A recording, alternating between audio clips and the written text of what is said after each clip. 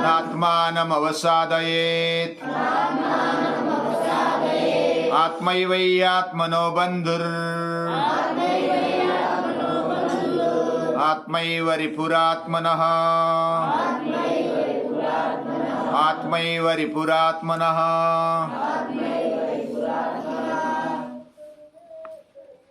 कृष्ण की कहानियां हम सुन रहे हैं।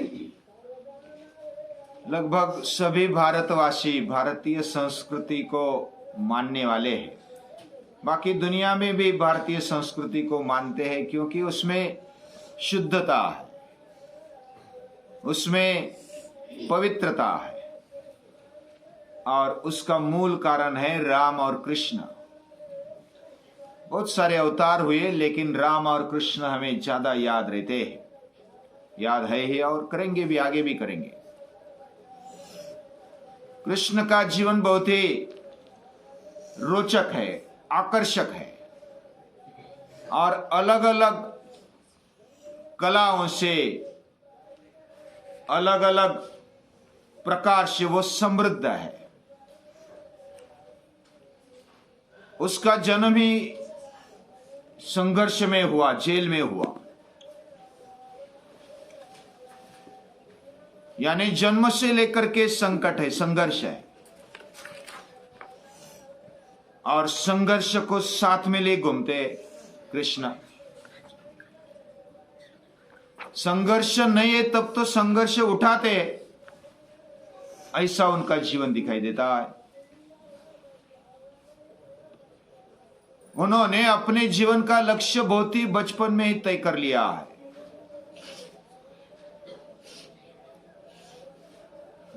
जन्म हुआ उसी रात में बारिश में भीग कर वह गोकुल आ गए, ऐसी कहानी है। यानी एक तो रात को जन्म हुआ, उसमें भी इतनी ठंडी होगी या तो जो भी वातावरण होगा, बारिश चल रही थी और बारिश के वातावरण में अपने पिता के साथ वो जाते हैं। कुछ समझ में आता होगा या नहीं होगा पता नहीं, छोटे बच्चे को हमें ऐसा लगता है कि कुछ समझ में नहीं आता है, लेकिन बचपन से, गर्भ से ही समझ में आने लगता है। संघर्ष भरा जीवन है। उधर गोकुल में रहते हैं तो अपने जीवन का आनंद भी लेते हैं, मजा लेते हैं, खेलते हैं, कूदते हैं, नटखट है। श्री कृष्ण तो नटखट माने जाते हैं ना। वो मस्ती करते हैं, विनोद करते हैं, लेकिन उतने ही अपने जीवन में गंभीर है। कहां मस्ती करनी है, कहां नहीं करनी है, उनको पता है और जीवन का सही आनंद लेते हैं। हमारा जीवन धष्टपुष्ट होना चाहिए। उसके घर में तो कोई दूध दही लोने की कमी नहीं थी, लेकिन मेरा जीवन जैसा धष्टपुष्ट हो, सभी का जीवन धष्टपुष्ट होना चाहिए। वो नंद राजा के घर में था, सभी को बांट भी सकता था। अपने घर से दही ले लो, दूध ले लो, लोनी ले लो, ऐसा भी करता होगा, लेकिन अपने अपने पैरों पर खड़ा होने की तैयारी होनी चाहिए। अपने घर से,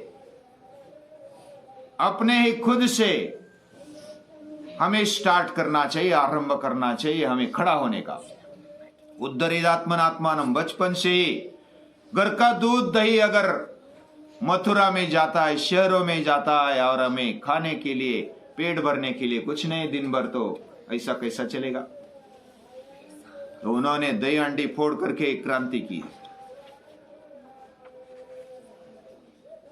अलग अलग राक्षसों को मारा।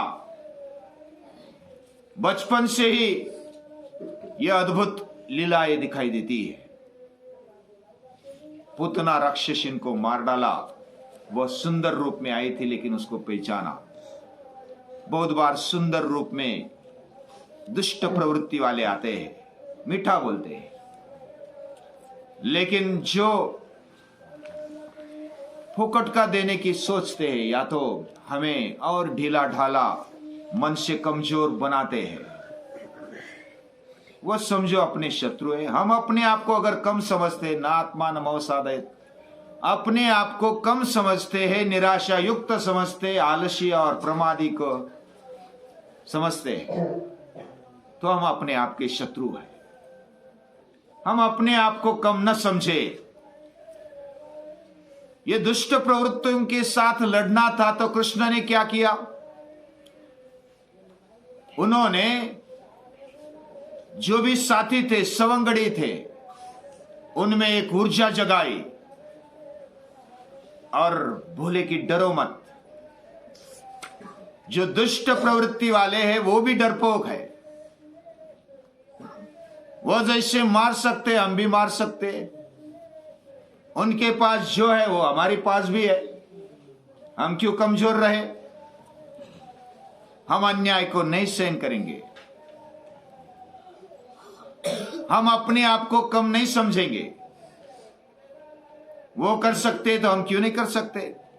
दुष्ट प्रवृत्ति वाले लोग अगर आगे बढ़ते, आक्रमण करते, मार डालते हैं या तो कुछ ईजा पहुंचाते हैं, कुछ कष्ट पहुंचाते हैं, तो हम भी पहुंचा सकते हैं। क्यों नहीं पहुंचा सकते?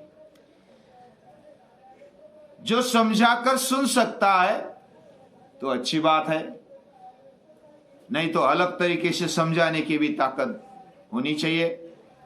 और इस प्रकार एक समझ बढ़ाई। हमें गायों को संभालना है, सृष्टि के साथ तालमेल बढ़ाना है, पशु पक्षी प्राणियों को हमारा सवंगड़ी साथी बनाना है। और बनाया भी। गायों को चराने के लिए जाते थे, पेड़ पर चढ़ते थे, पशु पंछियों के साथ खेलते थे। बहुत अच्छा वातावरण बनाया था। हमें भी ऐसा सुनकर लगता है कि हम भी कृष्ण के साथ होते तो बहुत अच्छा होता। लेकिन आज जो भी हमें वातावरण मिला है वह कम नहीं है।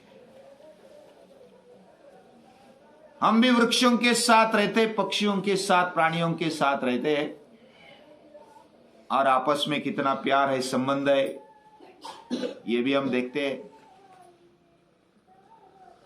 सभी को एकत्व की भावना से जुड़ाना, ये कृष्ण का एक विचार था। और यही सच्चा ज्ञान है। ज्ञान से, समझदारी से भरपूर हमारा जीवन हो, हमारी बुद्धि हो, प्रेम से भरा हमारा हृदय हो, और उसके साथ साथ कमजोर न बने। ऐसे कृष्ण कहते हैं बलवान बने रहो। स्वामी विवेकानंद कहते कि हमारे शरीर, हमारे स्नायु पोलादी होने चाहिए।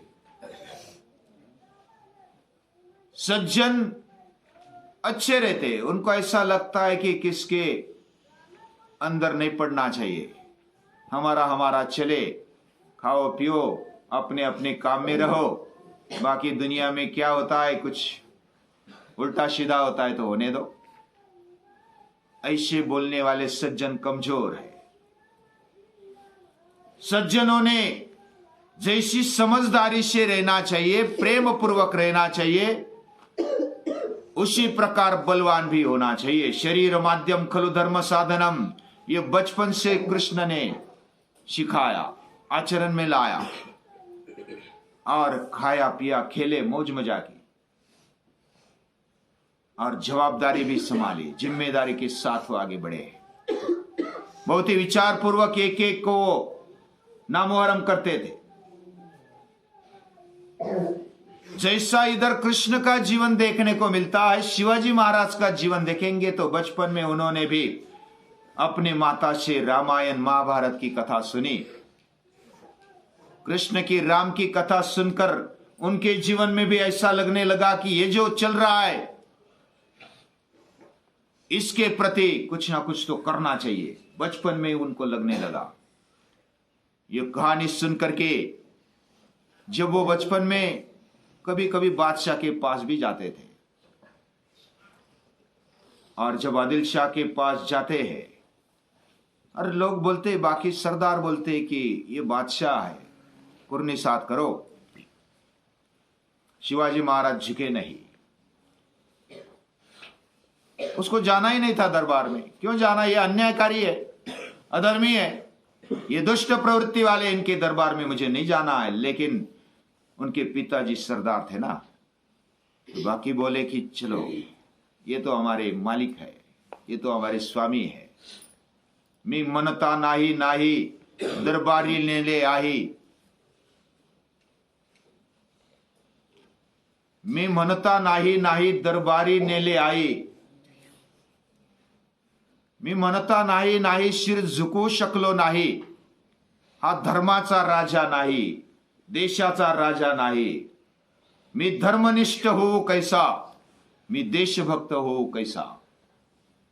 ये धर्म का राज्य नहीं कर रहा है, ये देश के हित में नहीं कर रहा है, इसके सामने मैं कैसा झुकू। मैं देशभक्त हूं, धर्मनिष्ठ हूं, और ऐसा होने पर मेरी गर्दन नहीं झुकी। कैसे झुके? ऐसी शान से रहने वाले जो शिवाजी महाराज है, उन्होंने क्या किया? अपने साथियों को जमा किया,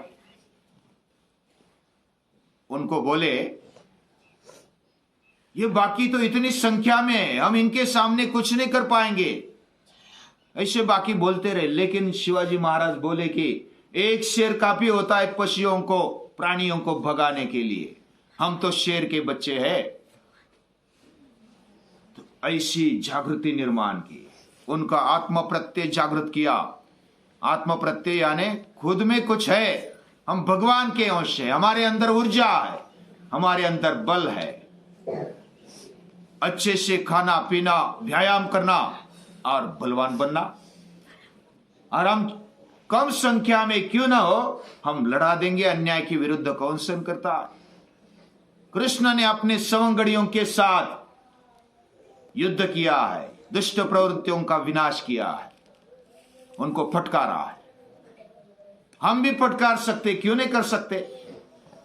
थोड़ा दिमाग लगाना चाहिए और आपस में प्रेम होना चाहिए, संबंध होना चाहिए। इतना संबंध कि हम जान देंगे, जी जान देंगे, लेकिन झुकेंगे नहीं। हम स्वराज्य खड़ा कर रहेंगे, स्वराज्य को बनाएंगे। हम क्यों नहीं कर सकते? ऐसे शिवाजी महाराज ने जागृति निर्माण की है। और बहुत ही कम उम्र में उन्होंने प्रतिज्ञा की, रायरेश्वर के मंदिर में अपने सवंगड़ियों को साथ में लिया। कुछ गिने चुने होंगे, ज्यादा नहीं थे, लेकिन हम कर सकते, बन सकते हैं, ये बात उन्होंने अपने साथियों में निर्माण की। वैसे कृष्ण ने भी निर्माण किए। यही कहानी सुनी होगी शिवाजी महाराज ने। उन्होंने जो भी चल रहा है समाज में, उन्होंने निरीक्षण किया, सचमुच अन्याय क्या है वो देखा। अपने बहन बेटियों के पर कैसे अत्याचार होते हैं ये भी देखा। जब प्रत्यक्ष देखा, अपने भाई अपने मराठे एक दूसरे में झगड़ते हुए मरते हैं, ये जिजा माता ने भी देखा और शिवाजी महाराज भी देख रहे थे। ये ऐसा अन्याय मैं नहीं सहन करूंगा, और बचपन से ही मैं कर सकता हूं, हो सकता हूं। उद्धरेद आत्मनात्मानम, ये कृष्ण का तत्व ज्ञान अपने जीवन में उतारा। बिना कारण किसी को तकलीफ नहीं दी। अगर कोई दुष्ट भी है लेकिन बदलने के लिए तैयार है तो उसको अवधि दे दी है, ठीक है, और भी प्रयत्न कर ले। लेकिन जो सुनता ही नहीं है, अपना मानता ही नहीं है, तो फिर उसको शासन भी किया है।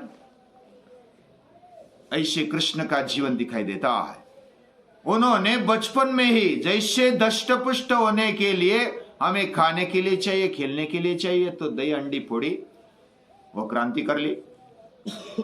और क्रांति करने का मतलब ऐसा नहीं कि माथा उड़ाना। क्रांति लोगों में जगनी चाहिए, लोगों की आवश्यकता होनी चाहिए। जो समाज में अनिवार्यता है, अनिवार्यता यानी जो समाज की आवश्यकता है कि मुझे सुख से जीना है, खाने पीने को रोटी कपड़ा और मकान सभी को मिलना चाहिए, यह तो अधिकार है। और ये कैसे मिले? बिना फोकट का, बिना कष्ट किए न मिले, ये बात है। लेकिन हम कष्ट करेंगे और कष्ट करते हुए भी न मिलता है तो फिर आंदोलन छेड़ना चाहिए। हमारे पर जो भी अन्याय होता है उसका सामना करने के लिए तैयार रहो। हमारी जो आवश्यकता है, अनिवार्यता है, उसके लिए हमें खड़ा होना चाहिए। और ये सभी की मांग होती है। सभी की मांग को देखकर, सभी के सुख और आनंद को देखकर जो नेतृत्व करता है, उसमें वो खड़ा करता है, वह सच्चा नेता होता है, वही क्रांति जगाता है। क्रांति करनी नहीं होती, क्रांति तो बस निर्माण होती है। ऐसी क्रांति निर्माण की है भगवान श्री कृष्ण ने। अपने जीवन में नेता कैसा होना चाहिए, हम खुद नेता बने, कैसे बने? हम निस्वार्थता से काम करें। निस्वार्थता से काम करने की आदत होनी चाहिए। मुझे कुछ मिलेगा तो मैं करूंगा, नहीं मिलेगा तो नहीं करूंगा, ऐसा कृष्ण सोचता नहीं था। शिवाजी महाराज भी नहीं सोचते थे मुझे कुछ मिलेगा, फल मिलेगा तो मैं करूंगा, नहीं मिलेगा तो नहीं करूंगा। पूजनीय दादाजी भी ऐसा ही सोचते हैं। मुझे कष्ट से प्राप्त करना है। और दूसरी बात, मन में शुद्धता होनी चाहिए, पवित्रता होनी चाहिए। और ये पवित्रता, शुद्धता और निस्वार्थता जब जीवन में है तो वह सच्चा नेता बन सकता है।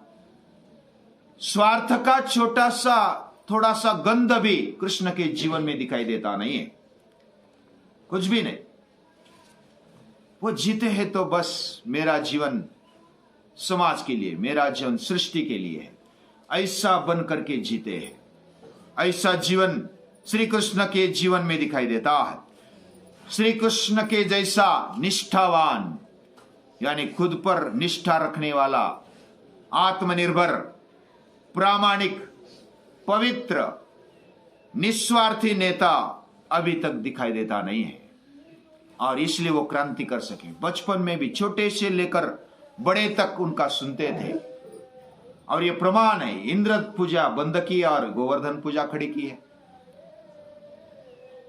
ये क्रांति की, इतनी क्रांति कर सके, छोटे से लेकर बड़ों तक सुनते हैं। और कंस को ये पता नहीं चला जल्दी। कंस के सामने दो पर्याय थे, उन्होंने दो पर्याय को विचार भी किया था। अपने ससुर थे जरासंध, और जरासंध की मदद लेते तो फिर कदाचित ज्यादा दिन तक, ज्यादा सालों तक वो बच सकता था कंस।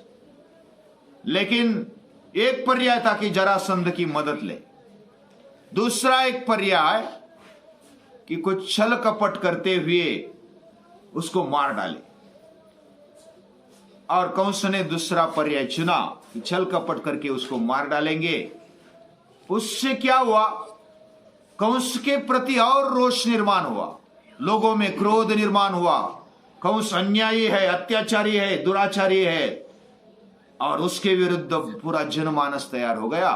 और कृष्ण के बदले में एक अच्छी भावना निर्माण हो गई, और एक ताकतवर, निष्ठावान, सभी पर प्रेम करने वाला, बलवान और सभी को साथ लेकर चलने वाला अगर कोई आगे बढ़ता है तो उसके साथ कौन नहीं हो सकता। उसके साथ तो पागल हो गए, उसके पास सभी आने लगे, उसके पीछे पागल हो गए। इतना कृष्ण ने अपने जीवन में सभी को आकर्षित किया है।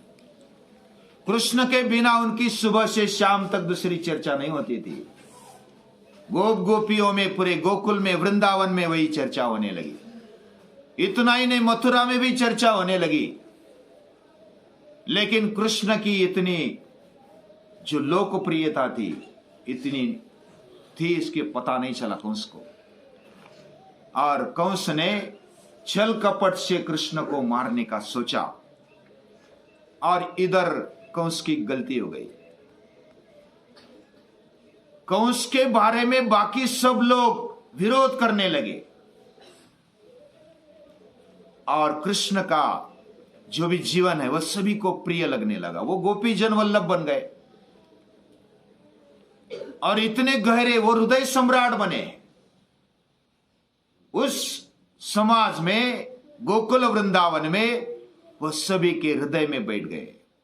और जो निस्वार्थी काम करता है ना, और संबंध बांधता है, प्रेम से संबंध बांधता है, निस्वार्थी कार्य करता है, बलवान है, अन्याय के प्रति आवाज उठाता है, तो उसके साथ सब जुड़ जाते हैं। वही लोगों की आवाज होती है, वही सामान्य लोगों की आवाज होती है। सामान्य लोग जिधर उनको अच्छा नेतृत्व मिले ऐसी उनकी अपेक्षा रहती है, और कृष्ण ने नेतृत्व किया है। वह निडरता से आगे बढ़े। निडरता यानी कृष्ण, निस्वार्थता यानी कृष्ण, प्रामाणिकता यानी कृष्ण, कितने भी गुण, निष्ठावान यानी कृष्ण, सभी पर प्रेम करने वाला कृष्ण। ऐसे कृष्णमय जीवन बन जाता है, वह सभी को खड़ा करता है। और बचपन में जैसे गीता कही अर्जुन को, वैसे बचपन में ही सभी को कहा कि उद्धरेद आत्मनात्मानम, हमें खुद उठना चाहिए, सभी को उठना चाहिए। नात्मानम अवसादयत, अपने आप को हल्का मत समझो। हम अपने आप के शत्रु नहीं, हम अपने आप के मित्र बने, बंधु बने। ऐसा लोगों में खड़ा किया और लोग खड़े हो गए कृष्ण के साथ। ये बहुत बड़ी बात है। ऐसे कृष्ण का जीवन हम समझेंगे और ऐसे कृष्ण को बारंबार नमस्कार करें।